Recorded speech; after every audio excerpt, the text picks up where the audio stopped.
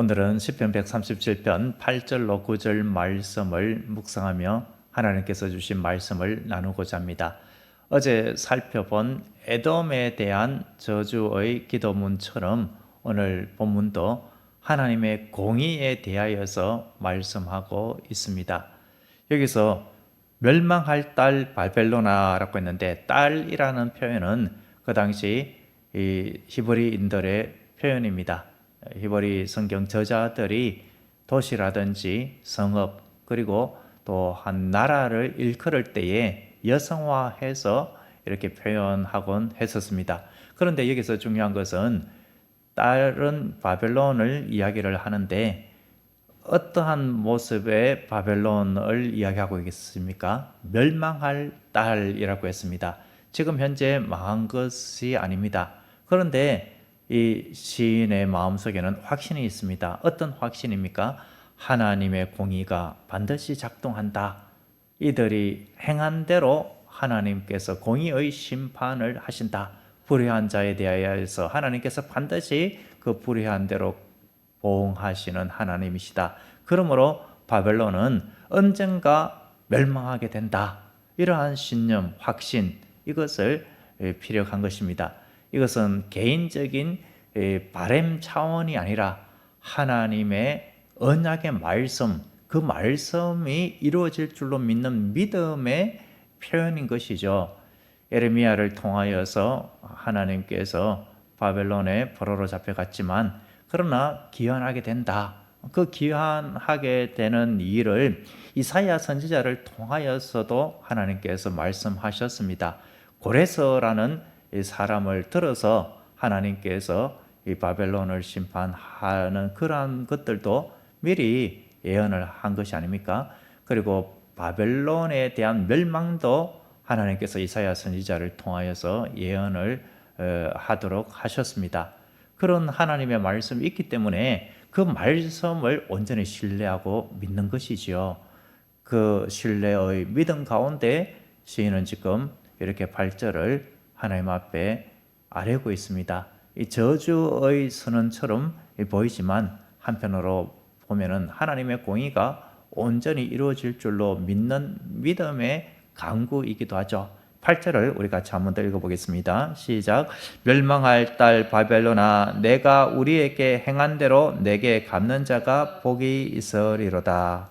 여기서 복이 있으리로다 라고 할 때 이 복은 시편에 나와 있는 복 있는 자는 이라고 할 때 그 복, 아세르의 복과 똑같습니다. 하나님께서 참으로 주시는 이 지극한 복, 이러한 복을 누가 받아 누린다라는 것입니까? 이 바벨론이 행한 대로 갚는 자, 그 자에게 하나님의 복이 임할 것이다 라고 하고 있습니다. 하나님의 공의의 도구가 되는 자, 그에게 복이 있다, 이렇게 표현을 하고 있는 것이죠. 그런데 9절은 참으로 어떻게 보면은 너무나도 잔인한 표현이 나옵니다. 한번 다시 읽어보겠습니다. 시작.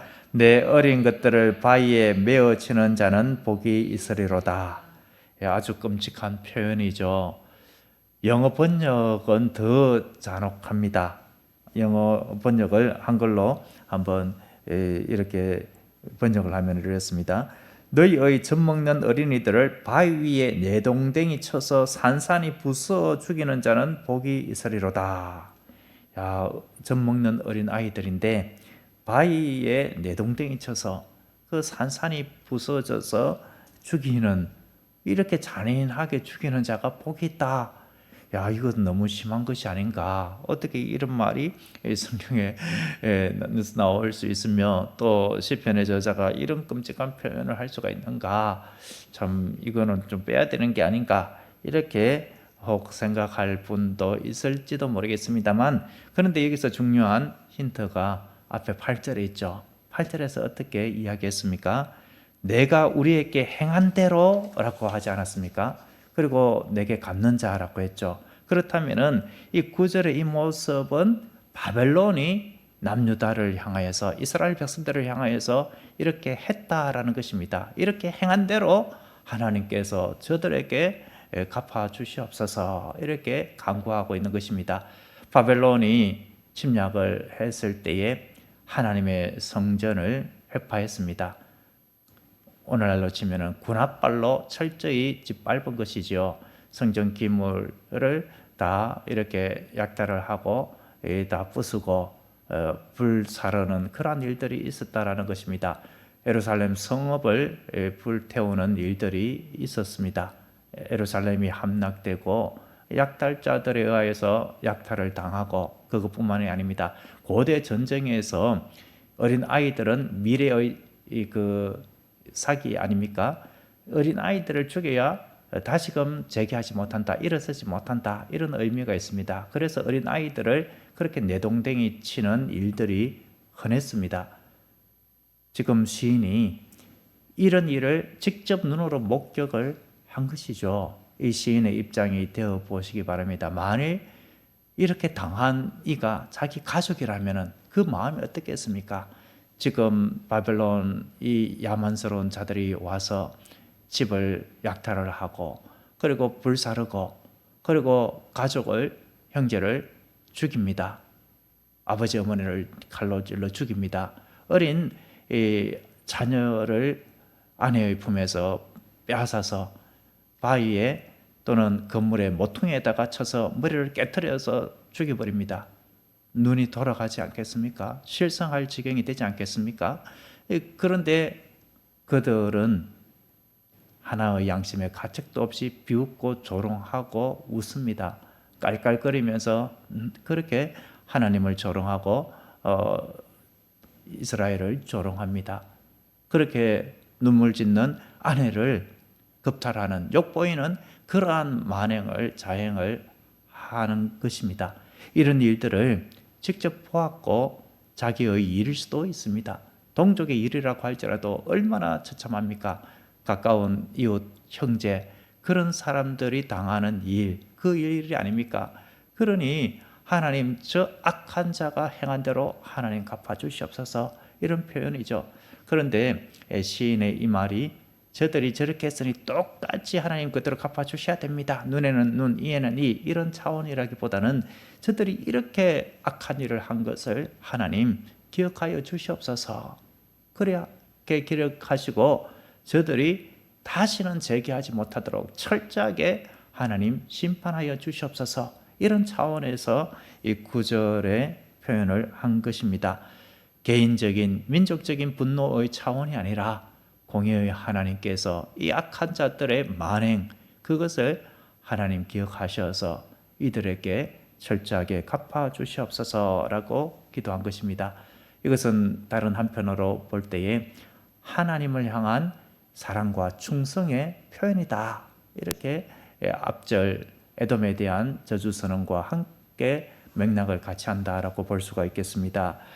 하나님의 공의, 하나님의 살아계심이 반드시 증거되어야 하겠습니다. 그래야 이 바벨론 사람들이 이스라엘의 신 여호와는 살아계신 하나님이시구나. 우리가 그렇게 악한 일을 행하였는데 저들의 신이 우리에게 이렇게 대갚으시는구나. 이런 것들을 알고 하나님에 대하여 모욕하고 조롱하였던 것 그런 것들을 우리가 잘못했구나 이렇게 말하도록 그리고 주변의 국가들도 이스라엘의 신 여호와는 정말 살아있는 하나님이시로구나 이런 것들을 알리게 해서 하나님의 이름이 높임을 받기를 바라는 그 차원에서 이렇게 주님 앞에 간구한 것입니다. 그리고 다른 한편으로 시인이 이렇게 말하는 것은 바벨론이 반드시 망할 줄로 알고 언젠가 돌아가게 될 그날을 손꼽아 기다리는 믿음이 포함이 되어 있는 것이 아닙니까? 하나님 언젠가 이 바벨론의 속국에서 벗어나게 해주실 줄로 믿습니다. 하나님의 언약의 말씀대로 이루어 주셔서 버드나무에 걸어두었던 그 수금을 다시 손에 잡고 조롱하는 바벨론 사람들 앞에서가 아니라 존귀하신 하나님, 만왕의 왕이 되시는 하나님, 하나님 앞에 찬양하며 예배하는 그 때를 기다립니다. 성전에 가서 주님 앞에 제사하고 찬양하며 주님 앞에 나아갈 그날을 기다립니다. 하나님, 그날을 속히 주시옵소서. 이런 마음으로 주님 앞에 아뢰는 것이지요. 하나님의 살아계시고 역사하심을 나타내지 못하고 죄악 가운데 거하였던 이스라엘 백성들의 죄를 참회하고 우리가 주님 앞에 잘못했습니다. 이제 더욱 하나님만 사랑하고 섬기며 사랑과 충성 주님 앞에 올려드리겠습니다. 이런 마음으로 주님 앞에 아뢰는 것입니다. 우리로 적용하면은 예수님께서 나를 위하여서 십자가 지시고 죽으셨으니 내가 어떻게 주님을 다시 십자가에 못 박는 그런 이 언행, 나쁜 행실로 주님의 영광을 가리리까? 주님만을 사랑하며 다른 것에 눈길 주지 아니하고 주님만 섬기며 살아가겠습니다. 주님만 찬양하며 섬기는 자, 온전히 주님께서 나를 향하여 주신 그 사랑으로 나도 온전히 주님을 사랑하며 살아가겠습니다. 이런 마음, 염원이 담겨 있다라는 것입니다. 여기서 어제 살펴본 맥락과 함께 우리가 살펴볼 것은 이렇게 자기가 이런 복수를 하게 해달라 이렇게 한 것이 아니라 하나님께서 원수를 갚아주시옵소서 이런 간구를 드린 것입니다. 직접 그런 표현은 없지만 하나님의 그 공의의 도구가 되는 자가 복이 있다. 이 말은 하나님께서 그렇게 해달라라는 것이지요. 실제로 하나님께서는 이 시인 그리고 경건한 하나님의 백성들이 믿음으로 바라본 대로 언약을 신실하게 이행하셨습니다. 바벨론의 멸망, 그 멸망을 통하여서 이 시인의 이 기도처럼 이렇게 하나님께서 갚아주셨습니다. 시인의 이렇게 표현하는 것은 자기가 직접 이렇게 지어내어서 한 것이 아닙니다. 이사야서 13장 15, 16절에 보면은 이사야 선지자를 통하여서 하나님께서 바벨론의 멸망을 이렇게 제시해 주셨습니다. 만나는 자마다 창에 찔리겠고 잡히는 자마다 칼에 엎드러지겠고 그들의 어린 아이들은 그들의 목전에서 메어침을 당하겠고 그들의 집은 노략을 당하겠고 그들의 아내는 욕을 당하리라. 이사야서 13장 15, 16절 이 말씀은 이사야에게 주신 바벨론 멸망의 예언입니다. 메데바사 제국이 이렇게 바벨론을 망하게 하고 이대로 갚는 일이 있었습니다. 그러니 시인은 하나님께서 이사야에게 주신 말씀, 그 말씀이 그대로 응하게 해주시옵소서라고 기도한 것이기도 하죠. 고레서가 이렇게 바벨론을 철저하게 응징을 한 것이죠. 하나님의 백성은 귀환시켜 주었고 그리고 예루살렘 성읍을 재건하고 성전을 재건하고 성벽을 재건하는 그 일을 하게 했습니다. 여기서 우리에게 주시는 위로의 말씀은 행한 대로 갚는 자가라고 할 때 갚는다라는 것이 완전하게 하다, 보응하다, 그리고 회복하다라는 뜻이 있습니다. 하나님께서 하나님의 공의를 완전히 회복시키신다. 그리고 이스라엘 백성들의 고통, 눈물을 회복시켜 주신다. 이런 의미가 있는 것입니다. 그러므로 오늘 주신 말씀 우리에게 큰 위로가 되는 것이 아닙니까? 우리의 눈물과 고통, 우리의 그 모든 주님을 위하여서 흘린 땀, 헌신, 섬김 주님께서 갚아주시는 줄로 믿습니다. 우리 주님께서 우리가 주님을 위하여서 당한 손실, 손해, 그 뼈아픈 상처 이런 것들도 마침내 주님께서 회복시켜 주시고 하나님의 의를 완전히 이루어 주신다라는 사실입니다.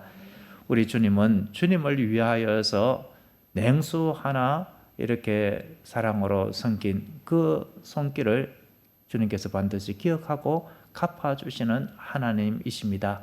그러므로 우리가 믿음으로 우리의 이 삶을 주님을 위하여 살아가고 하나님의 나라를 위하여 살아갈 때에 하나님께서 갚아주시고 회복시켜 주시고 하나님께서 귀한 상으로 갚아주시는 줄로 믿고 주님 안에 온전히 거해야 하는 줄로 믿습니다. 기도하겠습니다. 사랑과 공의의 하나님 아버지, 오늘 본문을 통하여서도 하나님은 행한 대로 갚으시는 하나님이신 것을 살펴보았습니다. 악한 자가 행한 대로 갚으실 뿐만 아니라 하나님의 백성 성도들이 주님을 위하여 살아가고 헌신하고 섬긴 그대로도 갚아주시고 회복시켜 주심을 주여 믿습니다. 우리가 당한 억울함과 슬픔 또한 주님께서 아시오니 하나님 앞에 모든 것을 맡기며 주님만을 바라보며 나아가게 하옵소서. 연약한 자 주님께서 강하게 하여 주시고 치유와 회복의 은혜로 함께 하여 주시고 강한 자 주님 안에서 올곧게 말씀대로 믿음대로 살아가게 하옵소서. 오늘 이 하루를 주님께 맡기옵고 이 모든 말씀 예수님의 이름으로 기도드립니다. 아멘.